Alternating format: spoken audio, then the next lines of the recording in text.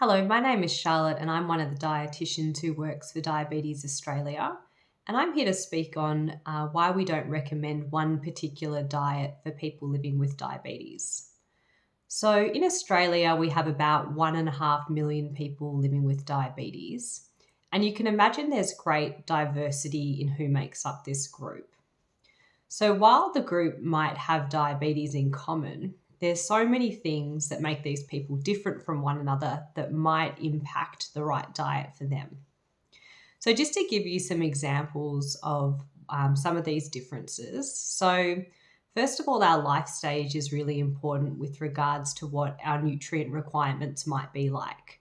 So you can imagine when you're a little bit younger, you're more active, you're often able to get out and do a little bit more.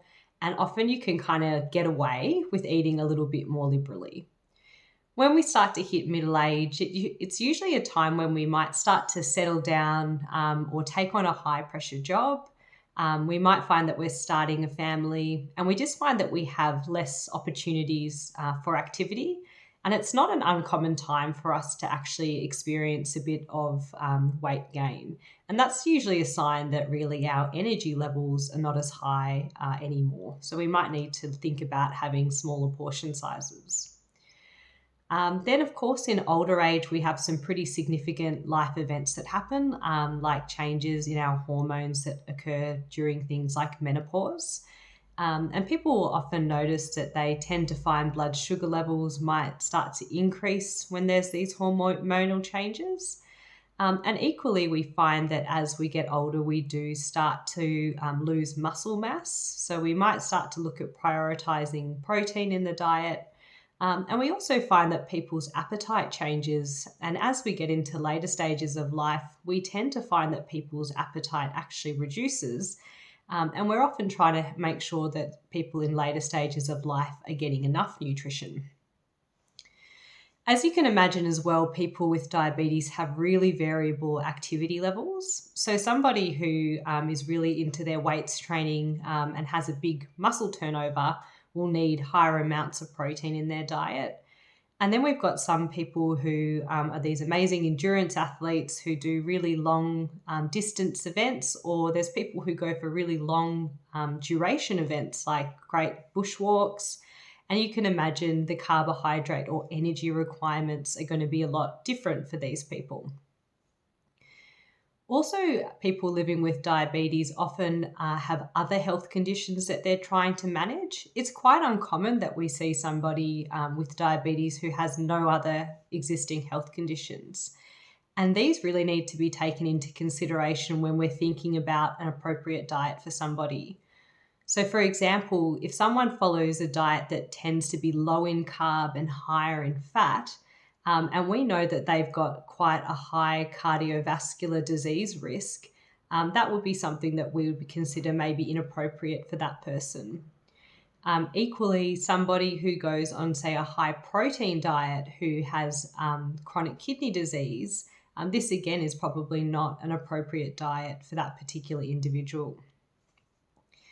We also have people who avoid certain foods for lots of reasons. So you can have allergies, intolerances, you can have ethical, cultural, religious reasons.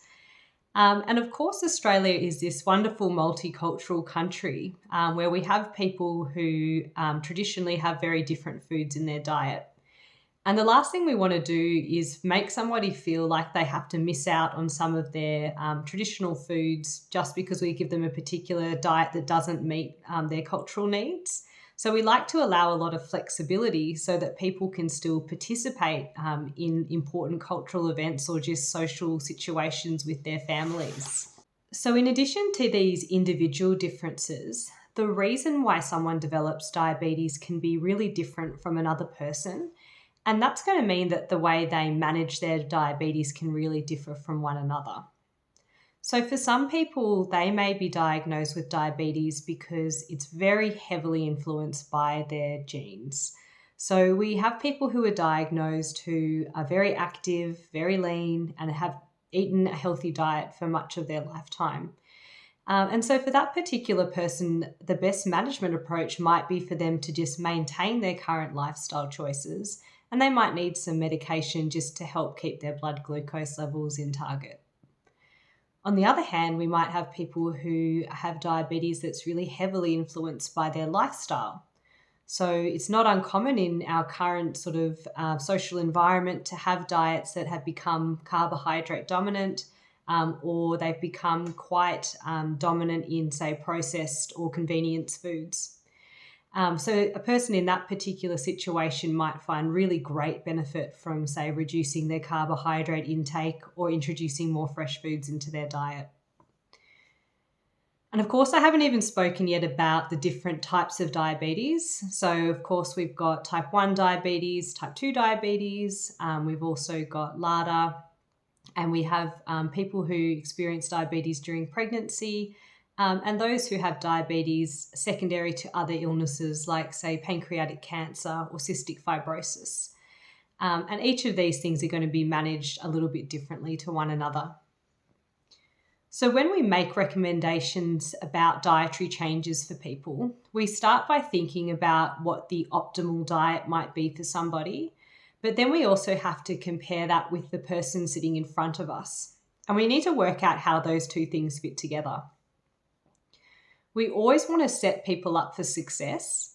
So we want to suggest dietary changes that's within their budget, their capabilities, their cultural background, and also make sure that we're giving them guidelines that are practical and achievable. We're not really in the business of offering this one-size-fits-all approach, and we really don't want to suggest an approach that we know somebody's going to really struggle with.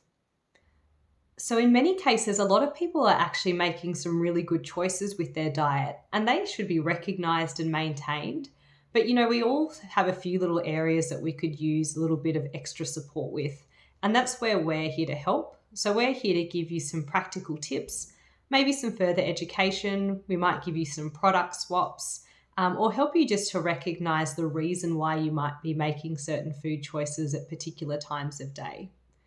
And you can think, with all the wonderful things that make us different, it's really difficult for us to recommend one particular diet that's going to suit everybody, because the right diet for you is one that gives you some flexibility. It allows you to participate in important cultural or social events. It's one that keeps you in good health. And it's also one where, say, you eat the right foods maybe 80% of the time, but you give yourself a bit of leeway to kind of live your life and still eat and enjoy the foods that bring you joy.